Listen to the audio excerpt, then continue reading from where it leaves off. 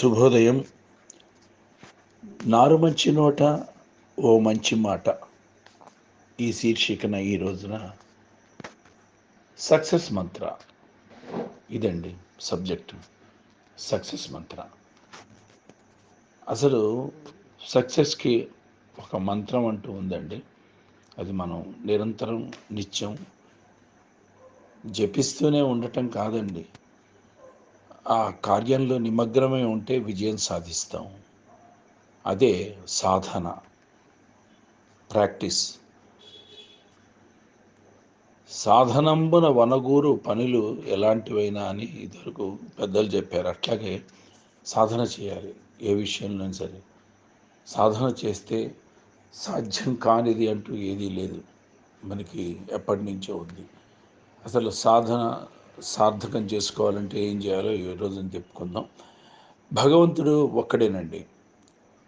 ఈ విశ్వాసం మనకు లేకపోవడం చేతనే మన ప్రార్థనలు సరిగా ఫలించడం లేదని చెప్పుకోవచ్చు. ఆ దైవమే మనం ఒక రాముడు అంటున్నాం, శ్రీకృష్ణుడు అంటున్నాం, ఒక శివుడు అంటున్నాం, ఒక సుబ్రహ్మణ్య స్వామి అంటున్నాం, ఒక గణేషుడు అంటున్నాం, ఓ అయ్యప్ప అంటున్నాం. ఇలా వేరు వేరు పేర్లతో మనం పూజిస్తున్నాం, ధ్యానిస్తున్నాం, ప్రకటించుకుంటున్నాం. ఈ పేర్లన్నీ కూడా మహాపురుషులు పెట్టినవే తప్ప దైవానికి ప్రత్యేకమైన పేరు కానీ రూపం కానీ లేదు. ఇది మాత్రం కరెక్ట్. అన్ని పేర్లు అన్ని రూపాలు ఆయనవే. భగవంతుడు నిరాకారుడు. ఆయనను భక్తులు సులభంగా చింతన చేసుకున్నట్టుకు, దయ కలిగించుకోవటానికి, దర్శనం చేసుకోవటానికి తను సాకార రూపుడై అవతరించాడు ఈ భూమి మీద. కనుక మనం భగవంతుని యందు భేదములెంచక బుద్ధిని భగవంతుని ఏదో ఒక రూపం అందు స్థిరం చేసుకొని ఆ రూపాన్ని, ఆ నామాన్ని జపం చేయటమే కలియుగంలో చాలా ఉత్తమమైంది. 10 మంది దేవుళ్ళని నమ్ముకొని సీజనల్ వైడ్గా దేవుళ్ళని పెట్టుకుంటూ పూజిస్తే దానివల్ల ఫలితం శూన్యం అవుతుంది. చిత్తశుద్ధితో ఏ రూపాన్ని ధ్యానించినా సరే, ఏ నామాన్ని స్మరించినా సరే ఆ ఒక్క భగవంతునికి చెందుతుంది. మరి ముందు ఇది మనకు అవగతం కావాలి, అవగాహనలోకి రావాలి. ఫలితం కూడా ఆ ఒక్క భగవంతుడే ఇస్తూ ఉంటాడు. ఈ విషయంలో అజ్ఞానికి, సందేహానికి తావు లేకుండా చూసుకోవాలండి. ఇంటి నిండా కూడా పదుల కొలది దేవుని ఫోటోలు ఎన్నో పెట్టుకొని ఉంటాం మనం. మనసునందు భేదభావంతో ఒకవైపు రామ అంటాం, మరోవైపు కృష్ణ అంటాం, ఇంకోవైపు శివ అంటాం, సాష్టాంగ దండం పెట్టి అయ్యప్ప అంటాం. ఇలా రకరకాల పేర్లతో అంటుంటే ఏ రూపం నందు కానీ నామం నందు కానీ బుద్ధి స్థిరంగా ఉంటుంది చెప్పండి. అందుకే మన వేదంలో ఏం చెప్పారు?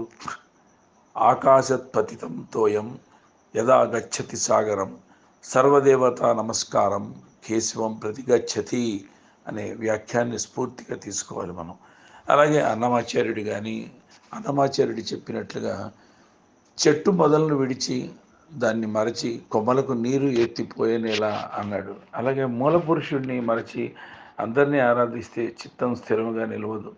రామదాసు కానీ, అన్నమాచార్య కానీ, పురంధరదాస్ కానీ, త్యాగరాజస్వామి కానీ, వేంగమాంబ కానీ, మరి మీరాబాయి కానీ, పోతనామాచ్యుడు కానీ, నన్నయ్యమాచ్యుడు, ఎవరైనా సరేనండి, ఎవరైనా సరే వాళ్ళ గాథలు వింటే ఎంత బాధలు కష్టాలు కలిగినా సరే వాళ్ళు ఓర్చుకొని ఒకే దైవాన్ని ఆరాధించి అద్భుతమైనటువంటి ఫలితాన్ని, మోక్షాన్ని, దైవానుగ్రహాన్ని పొంది తరించి మనకు మార్గనిర్దేశనం చేసిన వారే ఉంటారు. అందుకే వారిని మనం ఆదర్శంగా తీసుకోవాలండి. మనం తప్పనిసరిగా శ్రీమన్నారాయణని శరణు చొచ్చి ప్రార్థనా ఫలితాన్ని పొందాలి మనం తప్పనిసరిగా. చిత్తం చంచలం చేసుకుంటే దాని ఫలితంగా ప్రార్థనలు పెద్దగా ఫలించవు. చంచలమైన మనసుతో చంచలంగా భగవంతుని ఒక రూపం కాకుండా 10 పడవల మీద కాళ్ళు పెడితే ఏముంటుంది? ఆ అనుగ్రహం కూడా దొరకదు దేవుడిది ఇట్లా చేస్తే. సర్వధర్మాన్ పరిత్యజ్య మమేకం శరణం ప్రజ అహంత్వా సర్వపాపేభ్యో మోక్షయిష్యామి మా సూచ్య అని గీతలో శ్రీకృష్ణ భగవానుడు చెప్పినట్టుగా అతనినే శరణం వచ్చి కనుక మనం సర్వభారం వేస్తే అన్ని వేళల అన్ని ప్రతిబంధకాల నుండి మనని విడిపిస్తూ ఉంటాడు. ఇది కంపల్సరీగా నమ్మాలి. నమ్మి తీరితే గనక, చక్కటి హామీ గనక తీసుకుంటే గనక సత్ఫలితాలు పొందవచ్చు. శరీరంలో మనం ఏ అవయవాన్ని తాకినా సరే వ్యక్తిని తాకినట్లే. వ్యక్తి స్పందిస్తాడు తప్ప అవయవం స్పందించదు కదండి. సాధారణంగా ఈ శరీరంలో నువ్వు ఉండే చోటేది, నీ ఉనికికి కేంద్రమేది అని వ్యక్తిని ప్రశ్నిస్తే తన ఉనికికి ఈ శరీరమంతా వ్యాపించి ఉంది అని వివరిస్తాడు మనిషి. 6 అడుగుల ఎత్తు 80 కిలోల బరువు ఉన్న దేహంలోనే వ్యక్తి అంతటా వ్యాపించి ఉన్నప్పుడు అఖిలాండ కోటి బ్రహ్మాండ నాయకుడైనటువంటి పరమాత్మ సర్వంతర్యామిగా ఈ ప్రకృతిలో అంతటా వ్యాపించి ఉండటంలో అతిశయోక్తి ఏమాత్రం లేదండి. అన్నీ తానే అయినప్పుడు దేనిని పూజించినా సరే దాన్ని ఆయన స్పందించడంలో ఆశ్చర్యం లేదు. విగ్రహాన్ని పూజిస్తే పరమాత్మని పూజించడమే అవుతుంది మరి. అందుకే సగుణాన్ని ఆరాధిస్తున్న వారు నిర్గుణానికి ఎంత మాత్రము దూరం కారనే సత్యాన్ని మనం ధర్మం చాటుతుంది. కళ్ళు మూసినప్పుడు దైవాన్ని ధ్యానంలోనూ, కళ్ళు తెరిచినప్పుడు ప్రకృతిలోనూ చూడగలిగితే మన సాధన సార్థకమైనట్లే. సాధన అనేటువంటిది ఇక్కడ చాలా అత్యద్భుతమైన పదం. సాధన ఏదైనా సరే విజయాన్ని సాధించాలి అనే పట్టుదల ఉండాలి. ప్రతి అంశాన్ని సాధించటం టార్గెట్గా పెట్టుకొని అధిగమించడం, సాధించడం అంటే లక్ష్యాన్ని చేరుకోవటం, సాధించడం అంటే విజయాన్ని పొందటం, సాధించడం అంటే.